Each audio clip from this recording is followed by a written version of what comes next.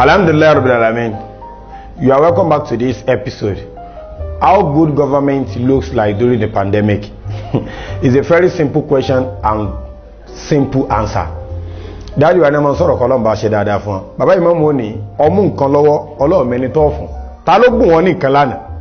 Ó fẹ́ bùn yàn lọ́wọ́ Ọlọ́run mẹ́ni tó bọ̀, ta ló ṣe dáadáa ṣe lánàá? So, tá bá ń sọ̀rọ̀ nípa pé báwo ni good government báwo ló ṣe máa rí nígbà pandemic, báwo ni wọ́n ṣe rí tẹ́lẹ̀ before the pandemic. Ṣùgbọ́n ká tó lọ síbẹ̀, ó ní pé ìta ń pè ní good government kò ń ṣe pé ìjọba nìkan là ń bá sọ̀rọ̀. Ìwọ tó jẹ́ olórí ilé, báwo ló ṣe ń hùwà sáwọn ìyàwó ẹ̀ sáwọn ẹbí ẹnu ilé. Ìwọ tó jẹ́ àkọ́bí nínú ilé, ọ̀pọ̀lọpọ̀ ìgbà míì máa ń bẹ tó jẹ́ pé àbíkẹ́ máa ń hùwà àkọ́bí o. Ṣùgbọ́n tó bá ti mọ́ra rẹ̀ as a leader, ó gbọ́dọ̀ take note gbogbo ọ̀rọ̀ tí mò ń sọ yìí. Kò ń ṣe dandan kó jẹ́ àkọ́bí ìlà ń pè ní leader. Ẹni tá ń pè lásíwájú kó ló lè jẹ́ olórí ìjọ. Báwo ni ó ṣe rí tẹ́lẹ̀ tí ọ̀rọ̀ ọmọ ìjọ rí ò bá ká ọ la, tọ́rọ̀ àwọn ẹbí rí ò bá ká ọ la, tọ́rọ̀ àwọn orílẹ̀-èdè àwọn ọmọ orílẹ̀-èdè rí ò bá ká ọ la tẹ́lẹ̀ kó lè ká ọ la nígbà pandemic. Ẹ rí pé nínú àwọn ìjọba nígbà tí wọ́n fẹ́ sọ fún wa pé ká dúró sínú ilé, ẹ rí pé ẹ̀rín ẹlòmíì fi ń sọ̀rọ̀. Ẹ fẹ́ túfọ̀ olórí ẹbí tó fẹ́ túfọ̀ ẹni tí ọmọ tí wọ́n ń pọ́n lé, ọmọ tí wọ́n ń yọ̀ lé lórí, ọmọ tí ń fún wọn lówó, ọmọ tí ń tọ́jú wọn ó kú. Olórí ẹbí wá fẹ́ túfọ̀ fún òbí tí ó ní ọmọ ìwọ̀n rẹ́rìn. Ẹgbẹ́ lágbájá mọ̀ ti kú o. Sọ̀rọ̀ dáadáa nu. Is it a good leader? Báwo ló ṣe wá fẹ́ rí? But ìwọ tó fẹ́ torí bí ìgbà tí a bá fẹ́ túfọ̀ fún yẹn ni ọ̀pọ̀lọpọ̀ ní ó mọ̀ rò pé kí ni ààrẹ wa tún fẹ́ sọ báyìí o? Kí ni gọ́fúnà wa fẹ́ sọ báyìí o? Mo rántí in Ọ̀ṣun state nígbà tó Ọ̀ṣun state parí the first 14 days lockdown. Ọjọ́ yẹn gẹ́gẹ́ tó máa tún fi another ọjọ́ mi kan everybody dúró sí di rédíò báyìí àti tẹlifíṣàn. Wọ́n fẹ́ gbọ́n tí gọ́fúnà fẹ́ sọ, wọ́n fẹ́ gbọ́n tí gọ́fúnà fẹ́ sọ, ẹni tó máa wà ní Facebook dúró Facebook, ẹni tó máa wà ní Twitter ń retí, ẹni tó máa wà ní Instagram ń retí pé gọ́fúnà fẹ́ sọ̀rọ̀. Because bí ìgbà tẹ́ ẹ bá fẹ́ túfọ̀ fún yẹn ni. So in that pè ní good leader, wọn ò lè wà in good order during this pandemic. Inú yẹn ṣe fẹ́ dùn nígbà tí èèyàn bá ń rí ọmọ èèyàn tí ń rí rádaràdà ọ̀pọ̀lọpọ̀ ló ti kú náà.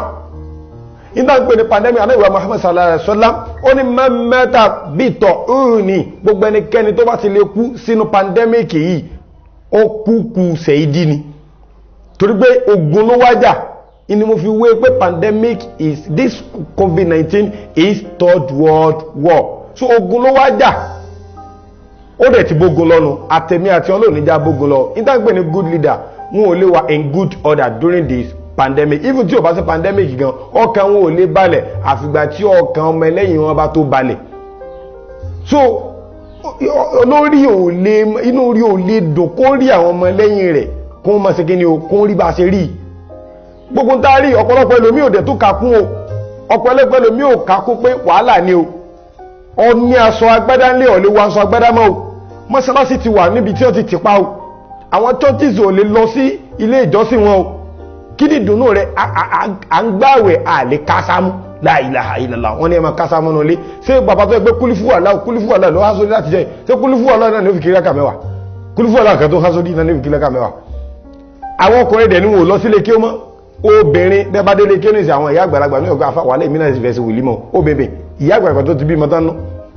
Àwọn ọmọ kéékèèké lẹ́ẹ̀ bá ní ìdí ìkéwú àwọn àgbàlagbà ọkùnrin àwọn ò lọ sílé kéwú mọ́. Ẹ wá ní òsì problem tó o bá rí tó ṣẹlẹ̀ gẹ́gẹ́ bí wàhálà tó o bá rí tó ṣẹlẹ̀ gẹ́gẹ́ bí ọ̀ràn dákun torí Ọlọ́run fẹ́ kọ́ rí gẹ́gẹ́ bí wàhálà o tó o bá wo àwọn tó kù ṣe ń jẹ̀rora nídìí pandemic nídìí COVID-19. So mo ń rọ̀ wá dákun torí Ọlọ́run bá ṣe ń sọ yín ní ìsìn àfáà mi kò tí ì ní nǹkan kan tí ó ṣe àfi ẹ̀wọ̀n ògbérẹ́sì lọ́dọ̀ tí a àwọn oríṣẹ́ mọ́ ẹlòmí wa máa ṣépè fún ìjọba ọmọ tí ẹ náà di ọ lórí ọmọ bí ṣe ń rí ìta ń pè lórí ọmọ bí ṣe ń nígbà tọmọ rẹ̀ náà bá dé ìjọba ẹ wà máa pè ẹlò ẹ máa gbé ìjọba ṣépè ìjọba wo lẹ ń gbé ṣépè kí ló dé ara yín gan ara wa náà ká máa gbé ṣépè ìwọ gan lọ́ọ́ lọ́sọ̀ fẹ́ lómi ni kí ni tí wọ́n gangan ṣe fún ìjọba bẹ́ẹ̀mi ṣe wà yìí ẹni tó bá follow mi ní gbogbo social media mi nígbà tí ìjọba Ọ̀ṣun declare 14 days fún lockdown mo wá sọ fún ọ pé àtẹ̀mí àti ìwọ tó bá mọ Kùránì ká ẹ jẹ́ ká pé odidi Al-Qur'an sí 14 lójoojúmọ́ ká máa ka ẹyọ kọ̀ọ̀kan títí tá fi parí 14 days lockdown. Èèyàn mélòó ló ṣe nú yín?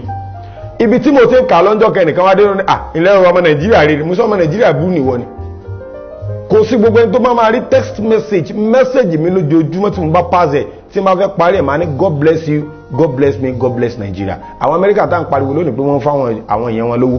Àwọn London tá à ń pariwo lónìí pé wọ́n fáwọn èèyàn wọn lówó. Táwọn bá kọ́kọ́ jí láàárọ̀ God bless America ni wọ́n wí. Did you say that to your country? Did you? Ọdẹ bújọba ìwọ gẹ́gẹ́ ló lórí alárùn tó yẹ ká bú. So mi níjọba ṣe dáadáa o. Ṣùgbọ́n àwa náà ìjọba tá a fẹ́ tò lókè àtàlẹ̀ láti tò. Foundation is very very important in our life. Challenges tí àwọn ìjọba wa ń kojú tàbí táwa gẹ́gẹ́ ń kojú nínú COVID-19. Inshallah in the next episode I will tell you much about it. Assalamu alaikum.